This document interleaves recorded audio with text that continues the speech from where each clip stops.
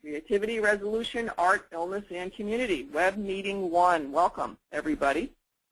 I'm going to take a few minutes and take you through some information to get us sort of thinking about creativity and the process of creativity and art, and how it informs us as people, how it informs our illness or disability experience, and how that illness, disability experience in turn informs our art.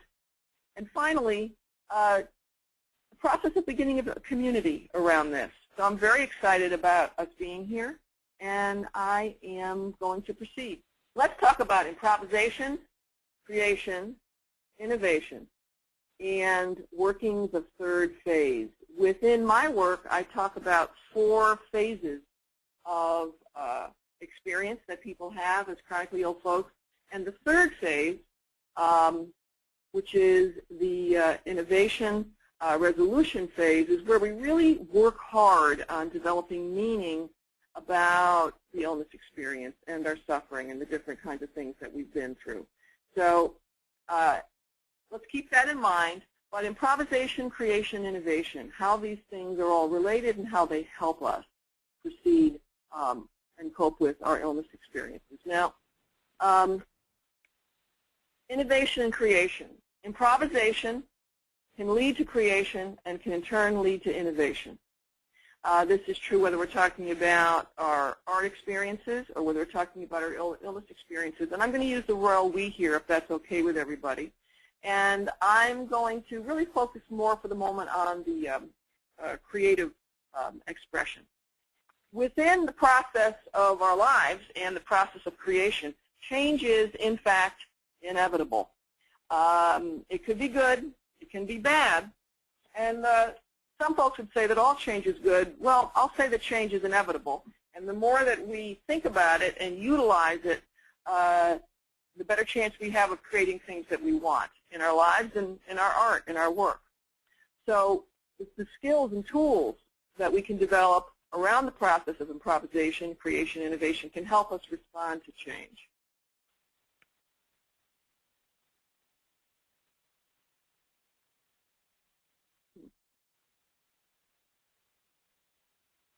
Creation, I would argue, is a very powerful stance against helplessness. Creation is a very powerful argument against helplessness. And the act of creation requires active reflection within the process of creative action. And in order for creation to really work for us, it must be authentic. Let's define that for a second. What do we mean by authentic? Authenticity, in the process of creation, it's absolutely necessary to be insightful about our limitations and our abilities. We have to really know what we can do and what we can't do. And this is often a very painful process. I don't necessarily want to know what I can and can't do. I don't want to know what my limitations are. I don't want to be held back.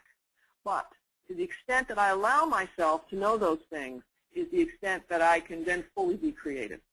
So it's necessary to consistently strive for authenticity, which is really meaning knowing what we can and can't do and who we are in that regard. And this gives us freedom in the creative process. And there's a quote from one of my favorite gentlemen.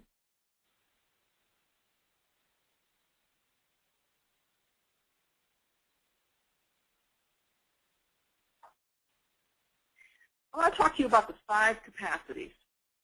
I've defined what I think of as these 5 capacities that allow us to be creative, that allow us to meet change as a result, and to harness change in an effort to do our art, however we define our art. So these 5 capacities, I believe, allow people with chronic illnesses to establish acceptance and meaning in their changed circumstances. And your particular discipline, or whether it's writing or painting or whatever it is, music, in addition to your personality and circumstances, may mean that other capacities in addition to these 5 are required. These are just the 5 that have appealed to me so far. Think about discovering the capacities in addition to these that are pertinent to you and what they are and how do you define them for yourself. That's really important. Now here's the first capacity. Tolerating ambiguity. Ambiguity is unavoidable. We need to learn how to survive the not knowing. We need to learn to take the time to be uncomfortable in the not knowing so we can learn where we need to be. We need to learn how to do the emotional heavy lifting, and this leads, in my view, to wisdom, one kind of wisdom. In this regard, it's appreciating the value of the unknown, the realization that something good will come of this toleration of ambiguity. Learn to become curious. Encourage your curiosity. Change is an opportunity for curiosity, a really important tool or capacity in creation. Curiosity can lead and does lead to innovation and change. Now sometimes our culture can squelch someone's curiosity, a child's curiosity, the wonder, the risk-taking. A culture's toleration of curiosity is influenced by gender, race, and social class. Not everybody is encouraged to be curious and thus creative and thus inventive. Curiosity can have a positive childlike wonder connotations, but it can also have negative connotations depending on your, again, your culture. And what point in your culture you were born and living. As a youth, part of what I was encouraged to do was to question authority, was to be curious about authority. In other cultures, that's clearly not tolerated at all, something we need to be aware of for ourselves. Take risks.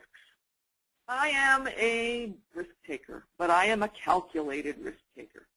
Now, for some of us, and certainly for me, some of the time, given how I'm doing physically, I take the risk of getting started, of putting my feet on the floor every day. Well, there's also the risk of getting started in the creative process every day. Right now I'm at a time where I get up every day and I very shortly sit down and make myself write for 15 minutes. That's just a current discipline or practice that I'm using. But to make myself do that, to take the risk of doing that, is it going to be good enough? Will I have an idea? All of that sort of thing is part of taking the risk of getting started. Now, I believe there's conscious versus unconscious, meaning impulsive risk-taking. Teenagers are famous for impulsive risk-taking. Some artists are famous for impulsive risk-taking. I don't think it's the best way to be creative, personally.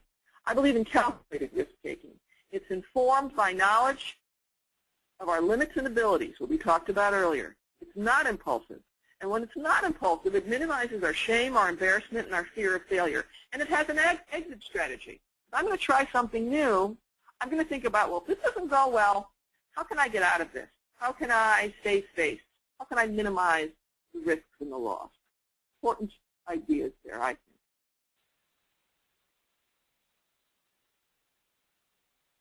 Improvise. Improvisation requires that you make a choice. You're in the process, and there's a statement, there's a choice. I'm putting words to the paper. I am standing with my trio, and I'm making a statement. I'm making a choice of a particular tone or melody line. That creates a reaction from those around me, or an internal reaction if I'm working alone, and then I react to the reaction. In any given moment, I'm making that choice, and the other capacities help me do that. The calculated risk-taking, the curiosity, the I don't know what's going to happen, the unknown, but now I'm making a choice. And in that choice, I'll be making a series of choices, and now I'm improvising. Now in that moment, so do I pick up the paintbrush or don't I? What color will I use? In this process, you may or may not get the light bulb. You don't need to. If you get it, you get it. If you don't, you don't. Don't worry about it. You might, in other words, you may or may not get the big idea.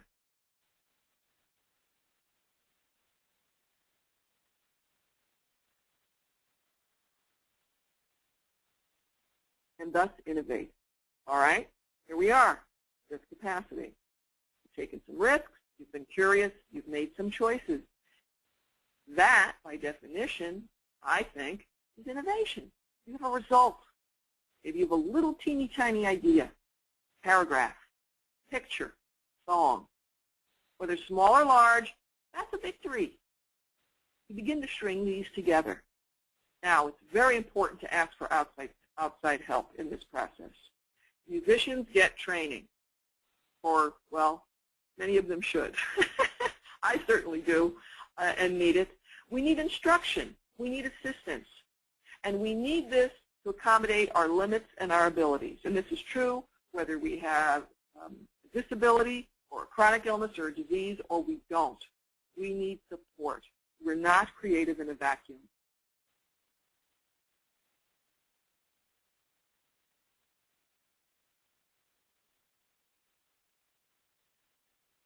Now, time for some application. And I could be wrong here, but I think we might be at a point for some questions. I'm not sure. So let's see. Are we at, Vicki, if you can, poll is open. Okay. People are polling. I can see that. This is exciting. I'm learning all this new software. Well, the poll's in progress. Excellent.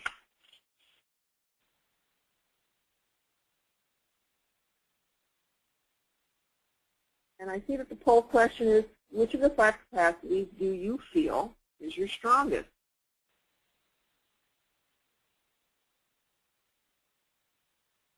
Huh, how interesting. And the poll is in progress. And I will share this with you in a minute. And then I'm taking the poll myself, and I will tell you what I think are my, what I feel are my strongest capacities too.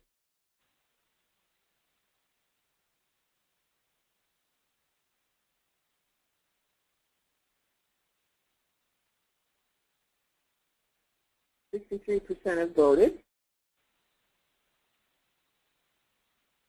So if everybody can vote, or we're gonna give people another minute or two to 2 seconds to actually vote, so we can move on, and then I'm going to close the poll and share the information.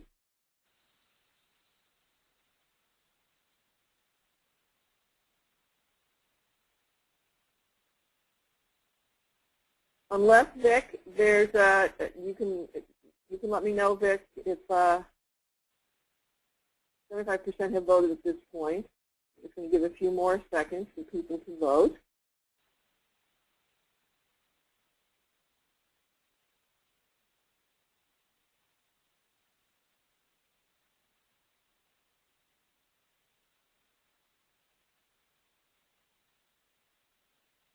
I think we're probably at about that time. So I'm the poll's closed. So I'm going to share a little information about the poll. Very interesting.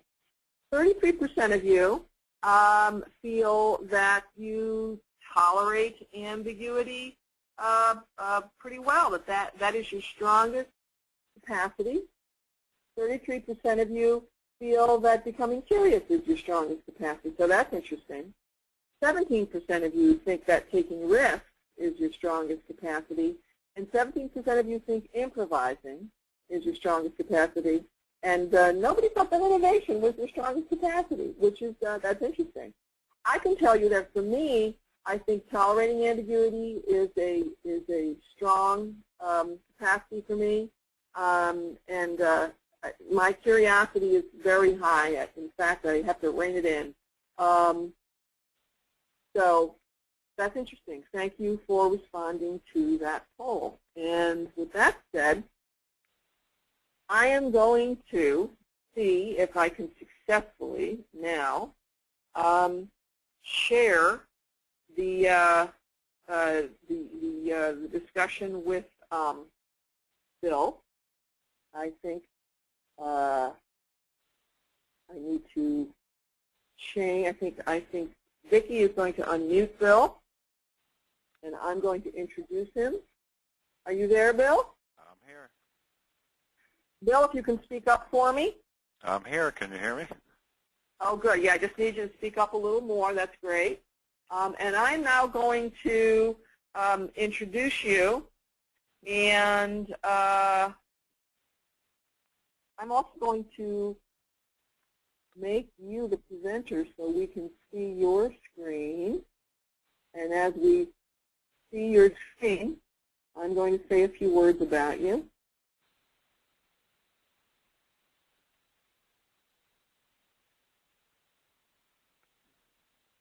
And I'm not, oh, there, beautiful, wonderful. So, attendees, let me introduce Bill Gruning. Bill Gruning is a photographer. Bill has worked with Albany Health Management off and on.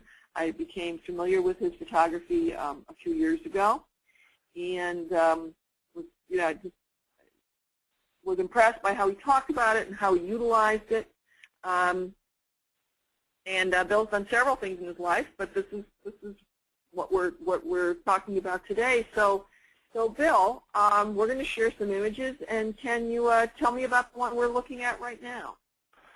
Well, this first picture, Pat, I took one full evening. I was on my way home, doctor's appointment, and the clouds, the sky, the light, everything was just right. So having my camera with me, I quickly stopped off at this preserve that's a short distance from my house and captured this beautiful sunset. It's gorgeous. Over a section of the old or original Erie Canal. Yep, that's just beautiful. And for that time, it did. Oh, excuse me. Let go of that stress and the anxiety of what I had been through that day with the doctors, and just focus in on the beauty of that moment. It's the composition is lovely, but we can talk about that, or maybe with the other images you're going to share with us. But boy, I have to say that it's just so you were on your way home, and you intended to stop, or this just caught you and you stopped? How did that work? Oh, no, I was intending to go home that day. It was a long day. It was late in the day. As you can see from the picture, the sun's going down, or is down at that point. And I just stopped. Keep my camera with me. Keep it handy, because you never know when a moment like this is going to happen. And I think that's a real, one of the things that I like to think about for us as artists. I can't carry around my keyboard, but I do carry around a lot of music in different places so that I have access to it. So if and I always have a journal with me, so I can write or I can sketch. So I think that's an important point there, Bill, which is you have your camera with you pretty much all the time, right? Right. You carry it with you in some way or shape or form, and I think that's a really good idea to capture those images and just to have that accessible to you. Yeah, and also, having that, what would you call it, openness to these moments like that. When they happen, you're able to appreciate it and capture it. Right. It's been there. It's accessible. Well, let me show us something else. What else you got? Okay. This one here, just a grouping of wildflowers growing away there, and I was sitting with my aunt. Was at the end of her life, in the wee hours of the morning, and I had to take a break, get outside and get some fresh air. And when I got out there, I saw these flowers. They were illuminated by the lights outside where she was, and went to the car, got my camera, and captured this photograph, which was at that time when my mind was preoccupied with her and the end of her life, it was kind of juxtaposition. You got it. Right. You got it. Having that word-finding moment this morning. And just the duality of life, the yin and the yang of life, that, her life was ending. And let me understand. But you went outside and it was dark and these flowers were illuminated by artificial light? Right, just outside lighting. Okay, that's interesting. Well, at the risk of sounding like, the old hospice worker that I am, I mean, it's like the symbolism here is killer, but it's like, in the midst of this cycle, life is ending, life is beginning, life goes on. It's cool that you took the break and took the snap. That's great. Yeah, and it's exactly my thoughts on that. In this moment of sadness, there is beauty and there is life going on. Right. Absolutely. None of the, that it's not that as these things aren't mutually exclusive, and I think that's part of an artist's understanding is that in the midst of whatever's going on, good or bad, it's all going on at the same time, and can we use it? How do we use it? Right. What else you got? What else you got? Here we go. The Adirondack Balloon Festival. This is. I love this picture. Talk about this. Pardon, Pat? Talk about this. Say where this is. And okay, this was several years ago. It's a film picture I took. The others are digital. But I went up one Saturday morning. They were having the Adirondack Balloon Festival in Glens Falls, New York. It's a whole weekend event up there every year around October. I'll never go to the morning one again. That was quite a strain. But yeah, I bet. This shot here, just to get find a grouping of balloons like this where they're all, and most of them are inflated and ready to lift off, is almost impossible with these things. As they, it's a random thing. As they go up, they inflate, they come in, set up and all this. Right. And I was just looking for that shot to capture. That's great. I love the sequential nature of it. And the color is beautiful. Right. That's really interesting. And they should have these balloon festivals all the time. It's art, it's amazement, awe. It's inspiring to go see them. Well, and part of what's so fun about it, too, as I look at this, is I love the scale. I mean, but one of the things I like about this shot is not only the sequential nature of just the way it's composed and the people and juxtaposition, but you really get a sense of the scale here, which is just great fun to me. Speaking for myself and my own sense of curiosity and awe, and I just, it's balloons. I love balloons, so it's like, these are really big balloons. That's terrific. All right, William, hang around. I am going to go to your, you're going to be muted, sorry. You will now be primarily muted. And Vicki is going to unmute Ann, and I am going to, upon Ann's... Pat, I'm sorry to interrupt. We're having a little bit of technical difficulty with Ann being able to speak. Okay. Ann, try to speak to see if we can hear you. Can't hear her. Can we see her images? I'm going to see if I can grab her images, and if she doesn't mind... Change the presenter to her, and we'll see if maybe that'll kick something in. Say that again, Vic? Change the presenter to Ann, and let's see if that kicks something in with the audio being fixed. All right, let's see what happens.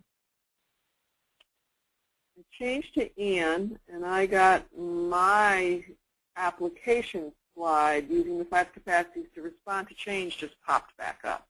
That's fine. We've got the welcome screen. There's Ann's pictures. I'm seeing artist in residence now. We have Ann's first picture, but now we need to get me back because I'm looking just at my own PowerPoint. And try to type in that 80 # once more into your telephone.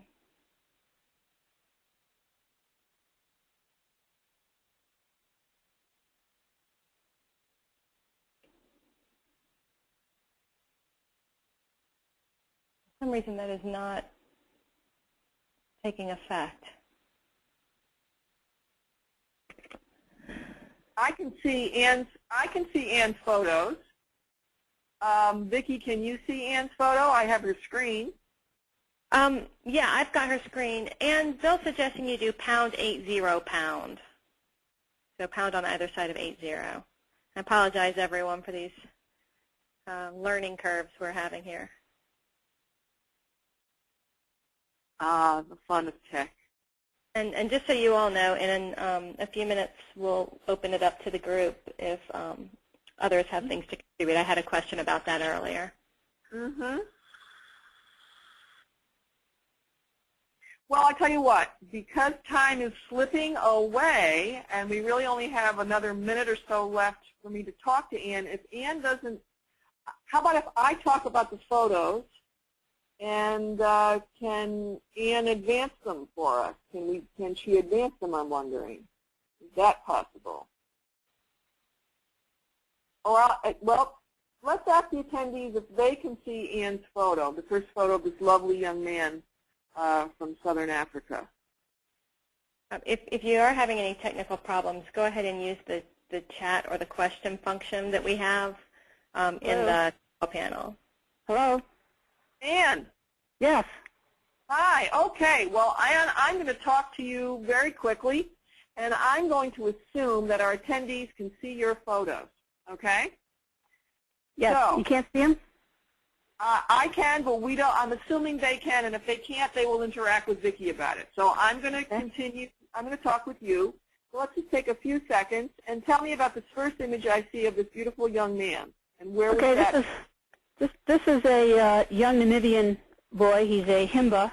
He lives way up in the northern part of Namibia towards the Angola border on the Kunani River. And we visited that school this past January. I should say a school. It's a mobile tent school. And they were not going to school because they had no food. And we were allowed to go into the village. They don't accept a lot of outsiders, but we were allowed to go in because we did take them food so that they could begin to start teaching and have the kids come. And we were kind of amazed because the teacher who was there, who was setting up what little educational things that she had to teach with, said that once we brought food that they would be there the next day, and we asked her how they would know the food was there, and she says it didn't matter because they would know. The word just spread that quickly over the fields, and they would be there. I'd like to add here for the group is that Ann, in addition to being a photographer, is a educator, and I met her in that capacity through my organization, Albany Health Management, and she was with a group of people, other educators from throughout the United States, who were taking student teachers to Namibia, to Southern Africa, to teach them how to be culturally competent. And one of the things that we were bringing to the table, in addition to cultural competence, like things like obviously culture and language and food and educational differences and values, was also the cultural issue of health, and how that greatly impacts everything that we do. And certainly in Southern Africa, anywhere in the world, but certainly in Southern Africa, where the issue of HIV has absolutely disseminated, or I should say decimated, structures. Right, that and malaria and other diseases too. Absolutely. What a beautiful boy. What else you got? Show me something else, Dan. This was, I'm very fond of Namibia, as you know. This is a picture taken also in Namibia. It's just outside, actually, the capital city of Windhoek, where we stayed for the month. And my friend and colleague Paula and I had gone hiking for the day. And this is just a place that once you go hiking for about half an hour, you're almost in the middle of absolutely nowhere. Or when you're there, you look around you and say, I can't believe I'm here, for one thing, which is one place I'd always wanted to visit, is Africa. But you look around and it's like you are in nowhere. And it's so nice once in a while to look around you and think that you're nowhere. Maybe one other person knows where you are in the whole world for that minute. But you're somewhere that's like a Shangri-La kind of place that just looks so gorgeous. And that morning the clouds were just ascending off the mountains. And we had taken a day away from the students and gone. So I got a question for you here, Ann. How does your art impact your experience with illness in your life? My photography art kind of lets me take a shot like this on a day when I'm home and can't do much, and I look at it and it takes me back, as do a lot of my photos of Alaska and the West Coast or any place I travel. It lets me, it's like a visual diary of places I've been, and it takes me back on days that I don't feel good.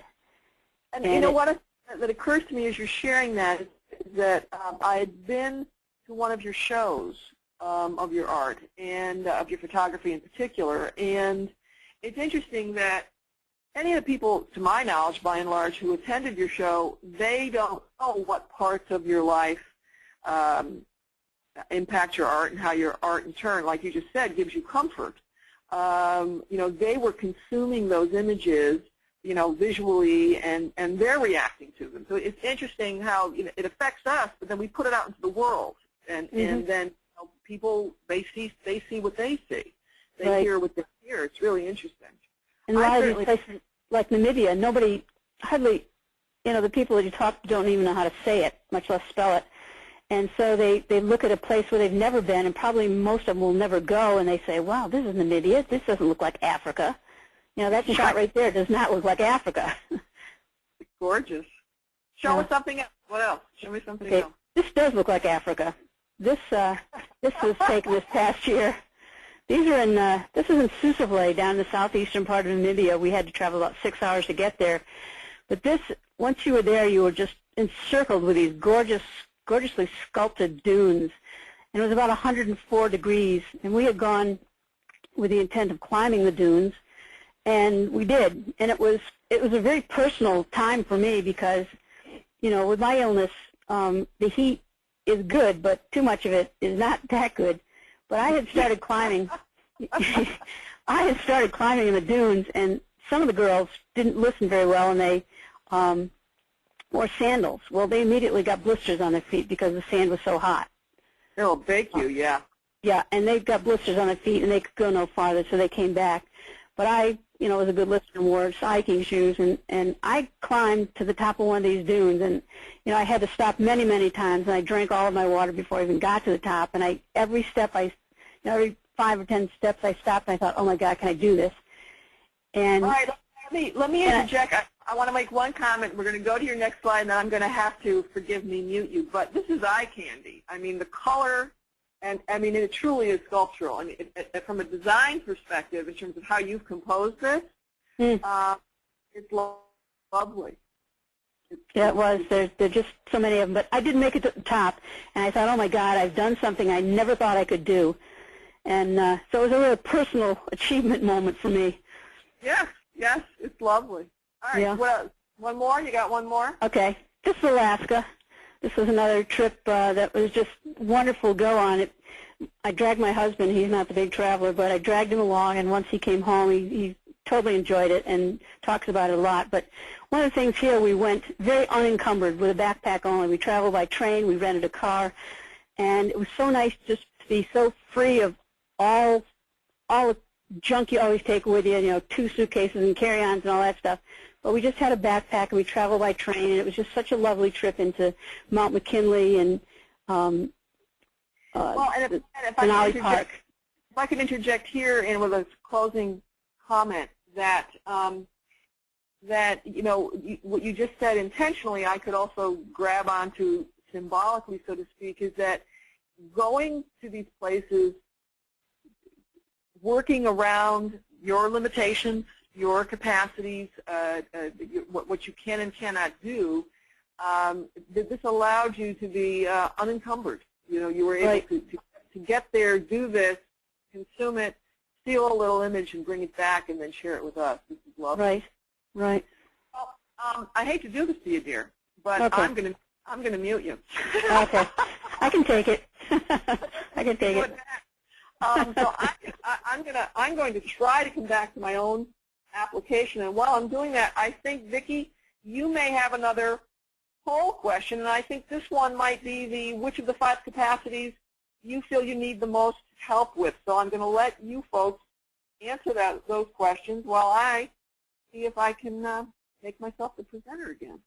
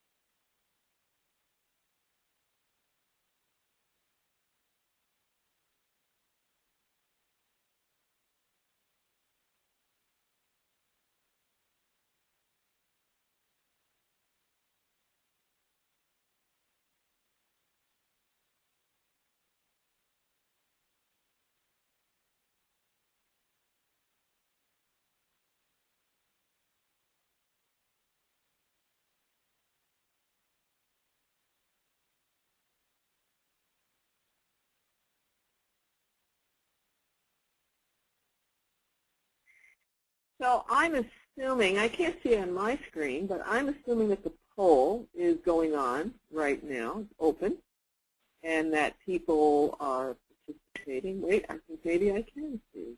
Yes, I believe most everyone has voted, so I'll go ahead and close that poll so you can resume. Okay. And just to share a little bit about that it looks like that folks feel like they need a little bit of help with the how do we tolerate ambiguity. 17% said, nah, they could use some work with that. 17% thought they could become more curious. 17% thought they could take some more risks. 33% felt they needed more help with improvisation, with actually taking that step. And boy, let me tell you that any of the artists I've worked with over the years, it's the hardest thing to sort of start to make those choices, to start to make the choice, to get the reaction. That's where those other capacities really come to bear. And so just food for thought on that. Well, with that said, I'm going to show my screen. And I'm going to leave it in this format. I am hopefully it will let me do this.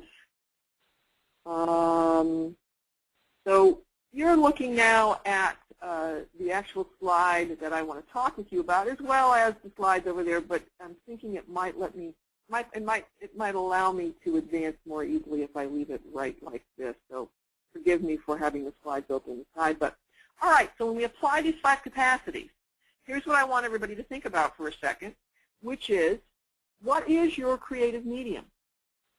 Have you made a choice yet? Have you already gotten that far? Is it, do you want to, are you already started or want to get started in something musical, something in the visual arts, something in writing or drama or movement, etc. So have you already made a choice? Is something already underway, or are you thinking about starting to make a choice? We've already talked about, and I want you to continue to think about, which of the capacities are your strengths and which are your weaknesses, and what kind of help do you need? So think about which creative medium, and given your medium, how the capacities work in regard to that medium, for good, for bad, and what do you need help with? Now, respond to your crisis. Well, here's where I am going to talk about the illness side of things. You know, the illness, when we have illness and disability, and I'm going to use the royal we here, any given day is greater or lesser degree of the crisis du jour. How can these 5 capacities of improvisation, all those different pieces. What we're learning as artists, how can they inform us as people who have chronic conditions? How do my capacities as an artist inform me in my capacities as somebody referred to themselves the other day in my practice as a chronic? How do they interface? And in this regard, which of the capacities are my strengths? Which are my weaknesses? How well do I improvise on the spot? How well do I calculate the risk when I'm thinking about a different kind of medical procedure or protocol or however I'm coping that particular day? Food for thought. In regard to crisis and how it interfaces with improvisation and also those issues and change, this is the words of Rahm Emanuel, but a lot of different people have said it in different ways. But it comes down to this. Never waste a good crisis. There's things to be learned.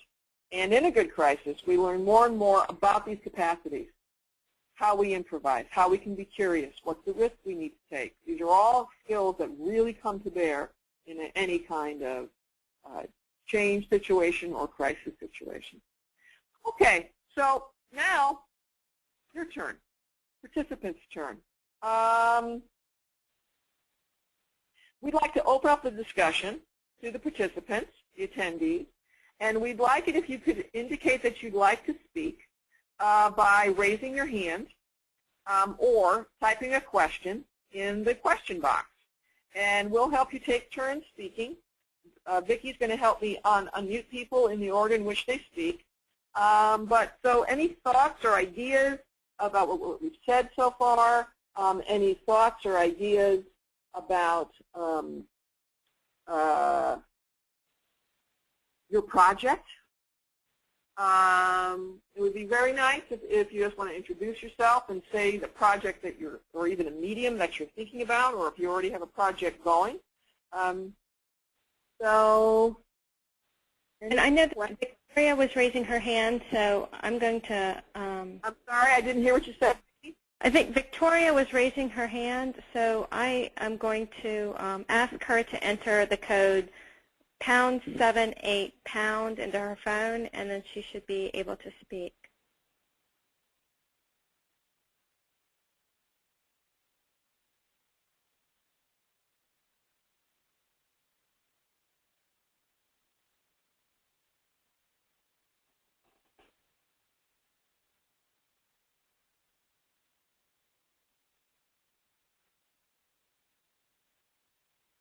Well, maybe she could type us a question. Or does anybody else have a question?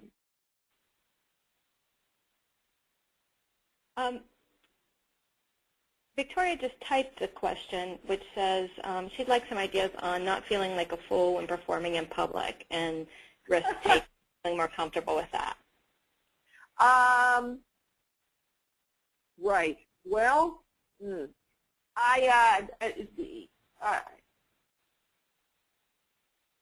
well, I certainly often feel like a fool when I'm about to perform in public, and in fact, I have felt foolish several times in the last 45 minutes. Part of that is sort of lining up, well, depending on the level of discomfort that you're having. Part of it is lining up beforehand and afterwards. Things that are comforting, things that make it easier for you to take that risk. If I'm going to do something that is particularly risk-taking for me, I make sure that before and afterwards I surround myself with, for example, a lot of people may want to talk to me or process what happened. If it was a big risk-taking situation for me, I will limit who I talk to the folks who can really give me good feedback and who will basically give me constructive feedback. So in other words, I'm protective of myself around the time when I'm still feeling the sting of feeling foolish. The good news is that the sting of feeling foolish, it can be really acute, but then it kind of ebbs off. And that's the good news. It starts to lighten. So, after the fact is to make sure that there are nice soothing things in place that allow us to get through the sting. And then either at that point or when we're done, If we want constructive feedback, then we ask for it when we're ready for it. Victoria, you can let us, you can send a question back and say, is there anything that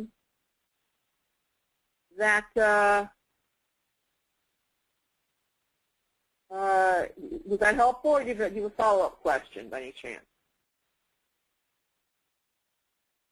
And if there are any other questions or anyone would like to speak or type a question in, feel free, please.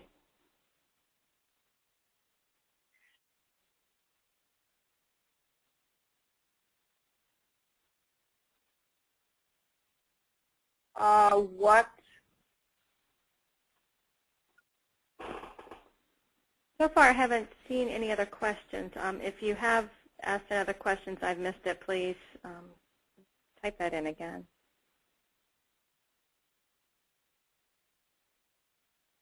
Victoria did say she appreciated your answer and that she apologizes for the lack of audio on her end. Well, it's okay. I see that Hanifa has raised her hand. And Vicki, does she have a question, or would she like to speak to us? Can we unmute her? I can unmute her. Okay. You should be unmuted, Hanifa. Okay. Can you hear me? Yes. Yes. Hi, Hanifa. Good morning. It's Patricia. Hi, Patricia. Yeah, it's good to hear your voice. How are you doing? Yours too. I'm doing well, thank you, with all this humidity. Yeah, I agree with you on that. Hanifa, you have a question. What's your question? What's your thought? I have a question because I chose, I guess, needing help somewhat with ambiguity. Because ambiguity. Yeah. Because I was off work for 10 years. And during which time I rediscovered my art and learned how to do watercolor and that. And then I decided to go back to work. So learning my limits, my physical limits, and how much time is left, time and energy is left to do the actual art.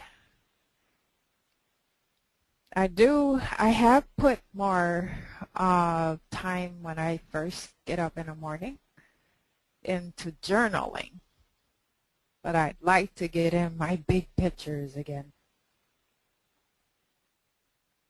I get a little bit on my job as group projects.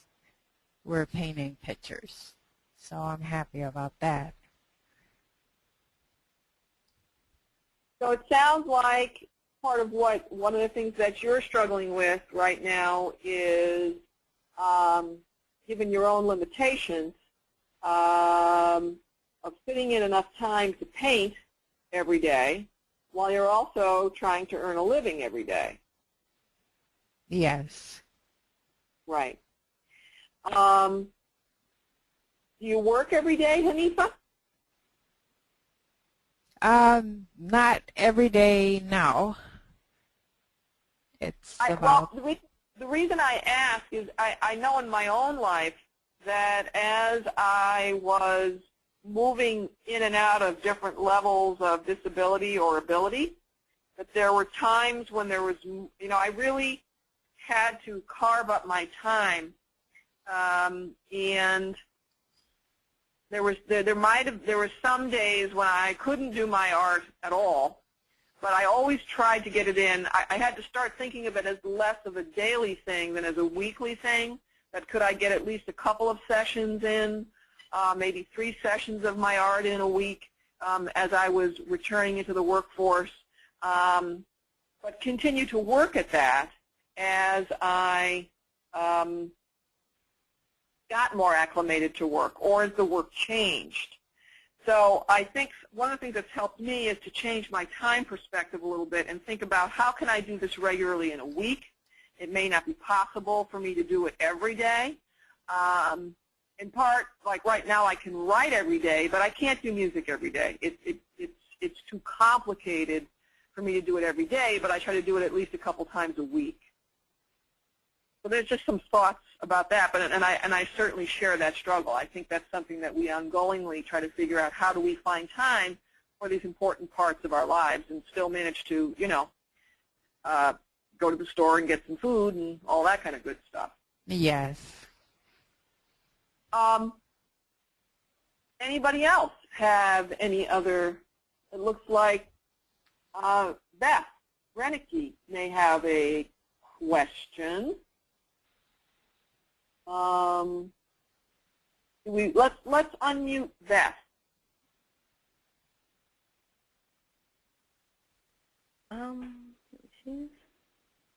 Can we unmute her, or does she need to type us? Beth, she should be there now. Beth, are you there? I'm here. Can you hear me? Yes, I can. Hi, how you doing? Okay, how are you?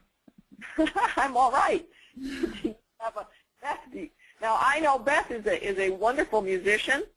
Beth, do you have a question about or thought or about a particular project or anything you're working on or an observation? Mine is a general question about focus, about how you maintain focus instead of starting things and then kind of bailing on them and moving on to something else that doesn't get finished. And in this regard, so can everybody, I'm hoping everybody can hear Beth's question, which was a really great one, which is how do we maintain our focus? And I'm going to assume, Beth, and you please correct me where I'm wrong, how do we maintain our focus in a particular project that we're on, whether it's a physical project or a writing project or whatever, because we can get into it and then we can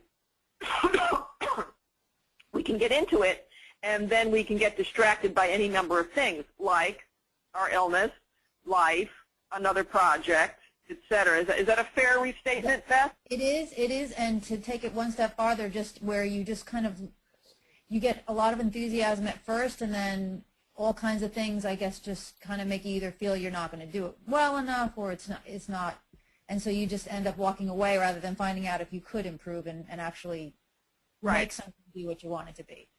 Right.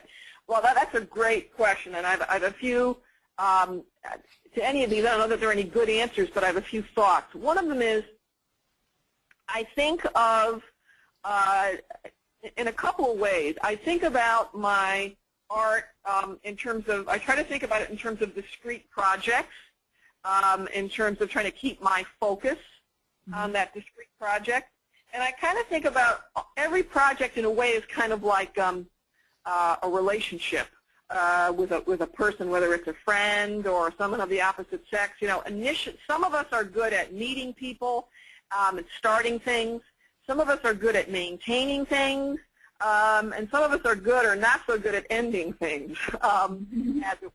But a project is not unlike a relationship, and you do have a relationship to the project. So part of it is knowing, and it sounds like you already do have a pretty good idea of how you get excited in the beginning. It's kind of like, a new relationship. But then as things start, as people have their warts and people have their problems and projects have their warts and projects have their problems, it's like the issue then becomes, how do I maintain this and stay the course? Right. Part of it is knowing that you're going to be excited and tempted by other things, and you may need to have more than one project going on at a time so that they can kind of sustain each other with some little doses of novelty thrown in, if you will. And also, it really helps me to have a lot of structure when I'm in the maintenance phase. I too get really excited when I start a new project, and for example, I'm working on a CD with a wonderful pianist, and we're very excited about doing it. But then, as we're doing it, he has to teach, I have to do what I do. So part of it is I've learned enough about me at this point, and I too have trouble with the maintenance part, about building in the regular check-ins, the regular I build a lot of structure around it. And then I also build supports around it that I know to keep me going. But I will go into any project, I will get very excited, but I will kind of, again, like a relationship. Third date rule. Are you still as excited by the third, interaction with people about the project, or is it starting to wane for you? Or is it like, gee, I've tried it on, but no, this one's not for me. But if it is, if it gets through that initial phase, then to put it into kind of a maintenance kind of structure. There's just some initial ideas. I don't know if that's helpful or not. But well, it makes sense. It's just kind of looking at it slightly from a different angle. And there's also like the outside people's reactions, and sometimes whether you let that influence you too much, and as to whether, it takes away some of the excitement, or maybe it wasn't such a good idea. And again, I will use the relationship metaphor. We meet someone, somebody meets somebody, it's all exciting, it's novel, it's new. But, if you get through the third or fourth date, do you take it to the next level? Do you not with the project? And then as it starts to become worky, and then people do what you do. If you're really working on something, you're going to have problems, it's going to get bagged down, you're going to complain about it. Now it's other people's input. Well, maybe you don't really like it. Maybe it's so similarly, it's part of it is knowing that that's coming. And then, give yourself the sort of 6 months or 3 months or 12th interaction to evaluate it. Yeah. Say, now I've been doing this for this long. Am I still having fun? Am I having fun yet? Does it still have value to me? And I get that, that makes sense too. And I think in relation to what you've been saying all along, just the reason for anyone who's listening who isn't actively creating, one thing I could definitely suggest about the creation, a good thing about it, especially if anyone that's having difficulties, illness, whatever, being in that now, in a moment of creation, is such a positive reminder that your current now is valid, and that even if it slips away, you're left with this creation, this moment of a sort of a touchstone of a good moment that you can hold on to later. That kind of reminds you. Yes, and I think you just said that beautifully, much better than I tried to. How did you say that again? That you've captured, you've created this moment in the current now, but it stays with you. Right. So it's there, and you can share it. Right. And you can share it with people who then see the you that you're trying to project, that you're not always necessarily able to project with someone at a given moment. Right. That's really lovely. And so whether we're talking about it musically or we're talking about it. Anything.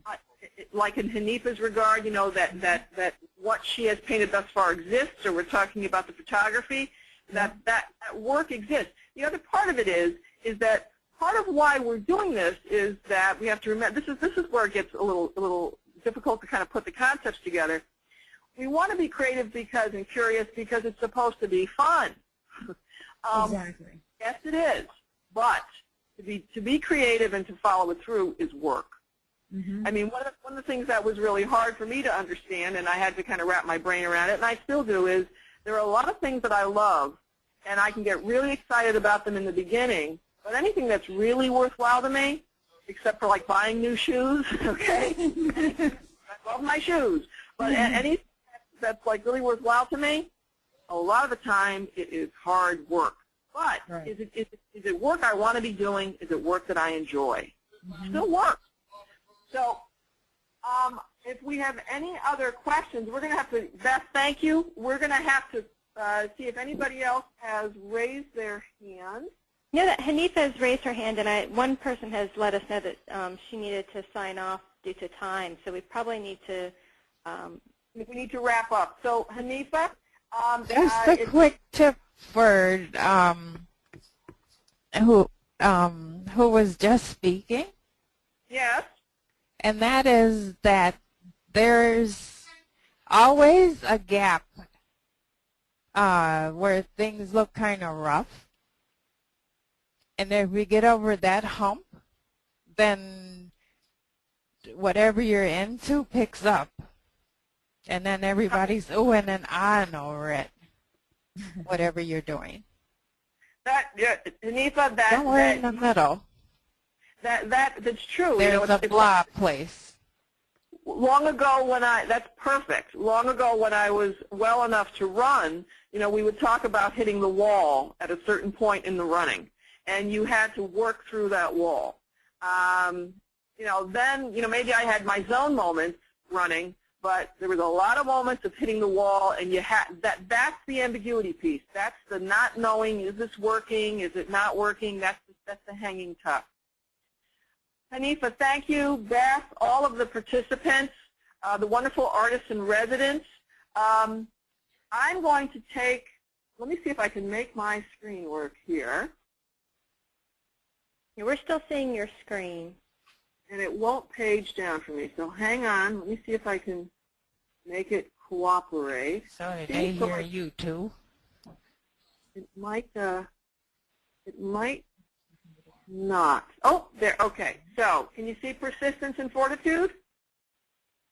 Yes. Okay. So here's a parting thought. We need to be we need to experience that willingness to fail, and the importance of community in doing this. When we don't feel that we can persevere, borrowing from the strength of others, I think that's a capacity of an additional capacity of faith.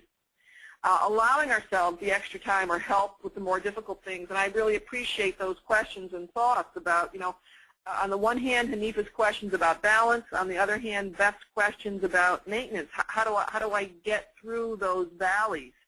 And then getting through the valley, that's the unknown. Is this a valley or should I end this? And that's difficult. One of my favorite Buddhist quotes: "You fall down 7 times, you get up 8. You just keep doing it. Keep doing the work."